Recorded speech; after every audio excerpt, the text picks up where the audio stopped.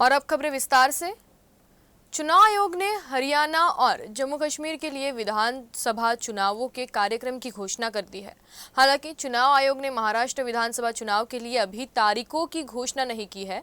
महाराष्ट्र में विधानसभा चुनाव के बारे में पूछे जाने पर मुख्य चुनाव आयुक्त राजीव कुमार ने बताया कि राज्य में आगामी उत्सवों के चलते चुनाव का ऐलान नहीं किया गया। साथ ही उन्होंने कहा कि सुरक्षा कारणों और मौजूदा परिस्थितियों को देखते हुए चुनाव बाद में होंगे। आयोग ने कहा कि महाराष्ट्र में इस समय मानसून है, जिससे मतदाता सूचियों का काम प्रलंबित है। वैसे पिछली बार महाराष्ट्र और हरियाणा में 7 में चुनाव हुए थे। उसके अनुसार महाराष्ट्र में 26 नवंबर से पहले चुनाव होना जरूरी है, लेकिन आयोग ने स्पष्ट किया कि संविधान के तहत विधानसभा का कार्यकाल पूरा होने के 6 महीने पहले तक चुनाव कराए जा सकते हैं और ये आयोग का विशेषाधिकार है। महाराष्ट्र का चुनाव और हरियाणा का चुनाव एक साथ। देखिए, पहले महाराष्ट्र और हरियाणा एक साथ हुए थे। 3 नवंबर हरियाणा की डेट है, तो 26 नवंबर महाराष्ट्र की डेट है, राइट। उस समय में J&K was not a factor, so one could have gone little later.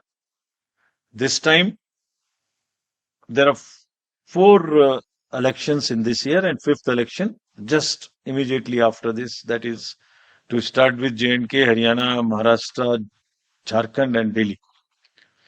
So depending on the forces, requirement of forces, which is as I said, which is in a higher tone in J&K, हमने दो चुनाव को एक साथ करने का निर्णय लिया।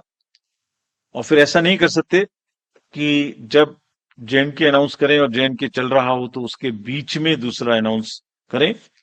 और साथ ही साथ और भी बहुत सारे फैक्टर्स हैं।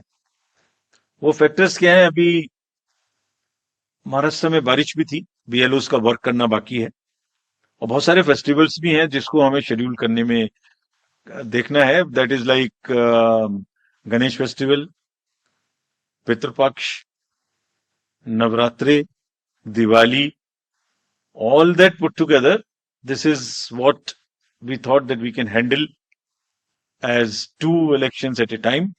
So therefore we decided to go this. And in any case, it is within 6 months of the schedule of the term of the assembly which is ending.